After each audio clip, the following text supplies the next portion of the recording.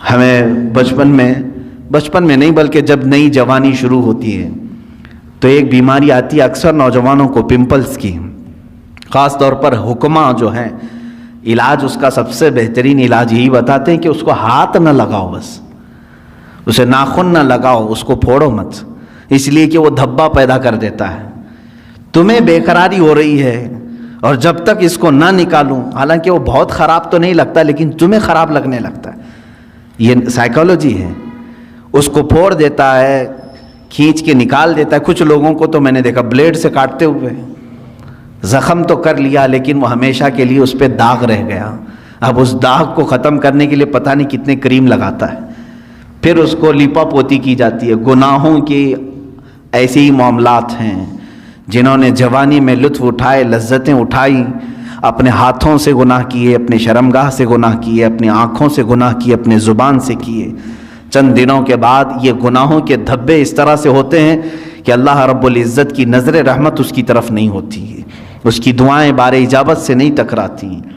یہ تمام معاملات اس کے اپنے کیے ہوئے ہوتے ہیں. اسی لیے قرآن کہتا ہے ما اصابکم من مصیبت فبما کسبت ایدیکم، جو کچھ بھی مصیبتیں تم پر آتی ہیں یہ تمہارے اپنے ہاتھوں کی کمائی ہے، تم نے اپنے ہاتھوں سے کیا ہے. عزیزان گرامی وقار، اب قلب کے سکون کے لیے تھوڑا سٹرگل تو کرنا ہوگا، تھوڑا سٹرگل کرنا ہوگا. اولیاء کاملین نے جو مقامات حاصل کیے، آپ کرامات تو ان کے سنتے بھی ہیں، بیان بھی کرتے ہیں، کیا پہنچے ہوئے ولی تھے، لیکن کبھی سوچا آپ نے وہ پہنچے کس طرح سے تھے؟ ان کی ٹھوکروں میں مردوں کا زندہ کرنا اللہ نے رکھ دیا. ان کو طاقت و قوت اتنی عطا کی کہ اللہ رب العزت نے ان کے لیے پوری کائنات کشادہ کر دی کہ میرے بندے تو جہاں چاہے جس طرح چاہے زندگی گزار، جو تجھے چاہے وہ حاصل کر لے. یہ کب ہوتا ہے ان کا مقام؟ میرے عزیزوں، وہ یوں ہی نہیں حاصل کرتے، اپنے آپ کو اللہ کی بارگاہ میں فنا کر دیتے ہیں. اسی لیے شاعر نے کہا ہے مٹا دو اپنی ہستی کو اگر کچھ مرتبہ چاہو، مٹا دو اپنی ہستی کو اگر کچھ مرتبہ چاہو، کہ دانا خاک میں مل کر گلے گلزار بنتا ہے. بیج کو کیچڑ میں بونا پڑتا ہے تب جا کر کے پھول اگتے ہیں. تم اگر یہ سوچتے ہو کہ میں سارے مرغن غذائیں کھاؤں، بہترین چکن مٹن اور سارے گھی مرغن سب چیزیں کھا کر کے میرے دل کو ذکر کی لذتیں ملیں، مشکل ہے، ایسا مشکل ہے. یہ راستہ تھوڑا سا کٹھن ہے. میں تصوف کے راستے پر آپ کو کہہ رہا ہوں، کچھ چیزوں کو روکنا ہوگا، صبر کے راستے پر آنا پڑے گا. سرکار غوث پاک رضی اللہ تعالیٰ عنہ کی بارگاہ میں ایک بوڑھی خاتون آئی، اپنے بیٹے کو چھوڑ گئی، کہا اس کو اچھا بنائیے، آپ اس کو اچھا بنائیے، اس پر اتنی نظر کیجئے کہ یہ آپ جیسا بن جائے. کہا ٹھیک ہے، اس کو چھوڑ جاؤ. خانقاہ میں رہنے لگا. چند دنوں کے بعد وہ خاتون آئی، دیکھا سرکار غوث پاک رضی اللہ تعالیٰ عنہ گوشت اور روٹی کھا رہے تھے اور اس بچے کو سوکھی ہوئی روٹی دے کر کونے میں بٹھائے تھے. وہ پانی میں بھگو کر نرم کر کے کھا رہا تھا، اس کے گلے میں چبھ رہی تھی روٹیاں. ماں تھی، دیکھ کر کے گھبرائی اور کہا شیخ عبد القادر جیلانی رضی اللہ تعالیٰ عنہ سے، آپ تو بڑا اس کے ساتھ بے انصافی کا معاملہ کر رہے ہیں، نا انصافی کا معاملہ کر رہے ہیں. خود تو آپ گوشت اور روٹی کھا رہے ہیں اور میرے بچے کو سوکھی روٹی جو حلق سے اتر نہیں رہی. آپ نے پورا دسترخوان سے جو کچھ بھی تھا کھانے کے بعد اس خاتون کو جواب زبان سے نہیں دیا. وہ جو ہڈیاں جمع تھی سب کو جمع کیا اور اس پر ہاتھ رکھ کر کے کہا قم باذن اللہ، اللہ کے حکم سے اٹھ جا. تو وہ جو مرغی ذبح تھی وہ پھر سے زندہ ہوئی. بعض اولیاء کاملین کو یہ تصرف دیا گیا ہے، وہ مرغ زندہ ہوا. آپ نے اس خاتون سے کہا کہ اے خاتون، جب تیرا بیٹا بھی اس لائق بن جائے تو اسے بھی میں ایسے ہی کھلاؤں گا. اس کی تربیت کا زمانہ ہے، اسے آج صبر سکھایا جا رہا ہے. میرے عزیزو، آج یہ میرے لیے بھی نصیحت ہے، آپ کے لیے بھی نصیحت ہے. ہم اچھے کھانے کھاتے ہیں لیکن ہفتے میں ایک مرتبہ اپنی زندگی میں ایسا دن بھی رکھو کہ یا تو وہ دن روزے سے ہو جائیں یا تو پھر اس دن فاقہ اس طرح سے کریں کہ جس کو نفس نہ پسند کرتا وہ چیز ہم کھائیں. سوکھے چوڑے ہمارے ہاں ملتے ہیں، ظاہر سی بات ہے اس کو چبانے میں دقت ہوتی ہے. اس نفس کو مارنا ہو تو ایک دن ایسا رکھو کہ اسی کو کھا لیں ہم. روٹیاں سکھا کر کے رات کو اولیاء کاملین رکھتے تھے صرف اپنے نفس کو مارنے کے لیے.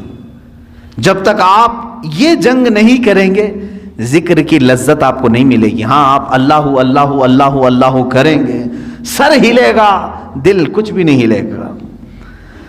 دل کو ہلانے کے لیے پریکٹیکلی طور پر آپ کو کچھ چیزوں سے گزرنا پڑے گا. سب سے پہلی چیز ہے اس میں اپنے غذاؤں پر کنٹرول.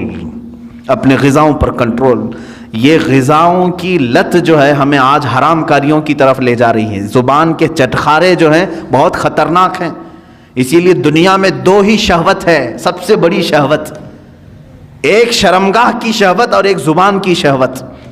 ان دو کو اگر کسی نے شکست دے دیا تو وہ ولی بن جائے گا، ولی بن جائے گا. زبان کی شہوت یہ ہمیشہ اس کو جو لذت مل گئی وہی کھانا چاہتی ہے. جس کو گوشت کھانے کی لذت میں، گوشت حرام نہیں ہے، حلال ہے، لیکن کوئی اگر اس کا ایڈکٹ ہو گیا کہ بغیر اس کے تو مجھے چلتا ہی نہیں، تو گویا کہ تم گوشت کے غلام ہو، اپنے اوپر کسی چیز کو تم نے لازم کر لیا ہے. کچھ چیزیں ایسی ہیں میرے عزیزوں کہ یہ زبان تم سے وہ سب کراتی ہیں. اگر ایڈکٹ ہو گئے تھے بغیر گوشت کے کھا نہیں سکتے تھے، اتفاق سے ایسا وقت آ گیا زندگی میں کہ پیسہ بھی نہیں ہے، کچھ بھی نہیں ہے، گوشت گھر میں نہیں آیا، کیا کریں گے؟ زبان دوسری چیز تو نگلتی نہیں، چوری کریں گے. اور کسی ایسی جگہ پر گئے جہاں پر صرف خنزیر کا گوشت مل رہا ہے وہ بھی کھا لیں گے. کھاتے ہوئے میں نے دیکھا ہے ممبئی میں، زبان کا چٹخارا ہے. پیزا ملتا ہے، خنزیر کا گوشت ڈال کر کے آدمی بیچ رہا ہے، لوگ خرید رہے ہیں، کھا رہے ہیں. نان ویج کھانے کا ایک شوق ہے. میرے عزیزوں کوئی بھی چیز اپنے اوپر اتنی غالب نہ کر لو کہ تم اس کے غلام بن جاؤ اور مجبوری میں تمہیں وہ سب کرنا پڑ جائے.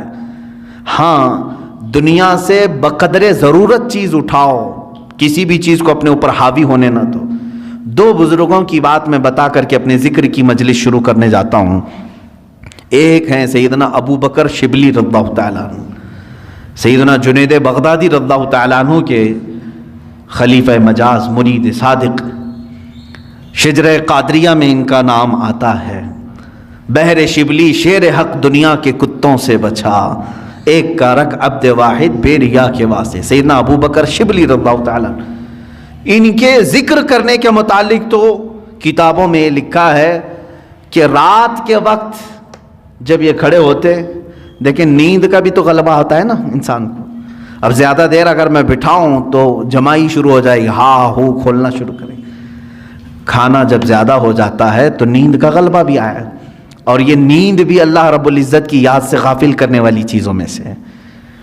خشوع و خضوع نہیں رہے گا، اطمینان قلب نہیں رہے گا.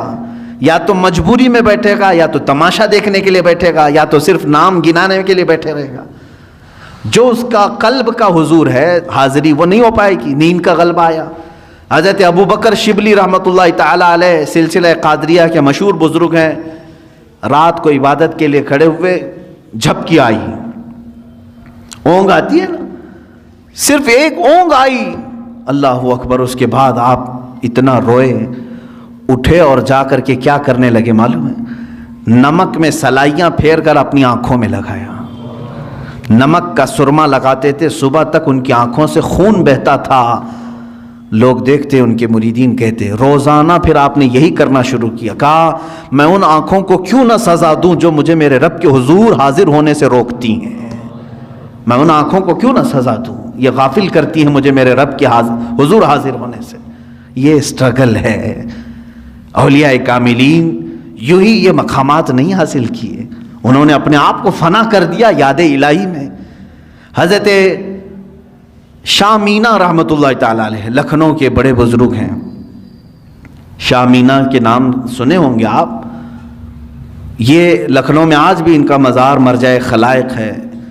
ان کی سیرت میں میں نے پڑھا، رات کو یہ عبادت کے لیے کھڑے ہوتے اگر ذکر کے لیے تو یوں نہیں، نرم قالین ہے، اے سی لگی ہوئی ہے، پنکھے چل رہے ہیں، ماربل کی دیواریں ہیں، ہم آرام سے بیٹھ کر کے اللہ کا ذکر کریں، آرام سے بیٹھ کر کے ہم تقریریں سنیں. نہیں، حضرت شاہ مینا رحمۃ اللہ تعالی علیہ دیوار پر دیوار اتنی اونچی دیوار ہوتی کہ تقریباً 10 فٹ کی دیوار، 10 فٹ کے اوپر دیوار پر کھڑے ہو جاتے تھے، اتنی جگہ ہوتی کہ ان کے 2 قدم رکھے جا سکتے تھے اس دیوار پر، باقی کچھ بھی نہیں، نہ پکڑنے کے لیے کوئی چیز ہوتی، کچھ بھی نہیں، اسی حالت میں کھڑے ہوتے۔ لوگ کہتے زمین پر پڑھیں، کہتے ہیں کہیں مجھے زمین پر پڑھتے پڑھتے سستی آ گئی، کاہلی آ گئی تو میں ڈرتا ہوں کہ میرے رب کی توہین نہ ہو جائے، میں دیوار پر اس لیے کھڑا ہوتا ہوں کہ اگر میرے جسم کو سستی آ بھی گئی تو سزا مل جائے گی، دیوار سے دھڑام سے گروں گا، جسم کو جو سزا ملنی وہ مل جائے گی۔ دیوار پر ایسے کھڑے ہوتے تھے، ایسے کھڑے ہوتے کہ پکڑنے کے لیے کوئی چیز وہاں پر نہیں ہوتی، ظاہر سی بات ہے بالکل الرٹ آدمی رہے گا اس طرح سے۔ عزیزان اکرام وقار، ان اولیاء کاملین کی عبادتوں کو ہم نہیں پہنچ سکتے، لیکن یہ واقعات ہم اس لیے سناتے ہیں کہ اس کا ایک عشر عشیر، ایک ذرہ تو ہماری زندگی میں آ سکے۔ ہم اگر غوثیت کے مقام کو نہیں حاصل کر سکتے تو ان کی عبادات، ان کی ریاضات کا کچھ حصہ تو حاصل کر سکیں، کچھ چیزیں ہماری زندگی میں تو آ جائیں۔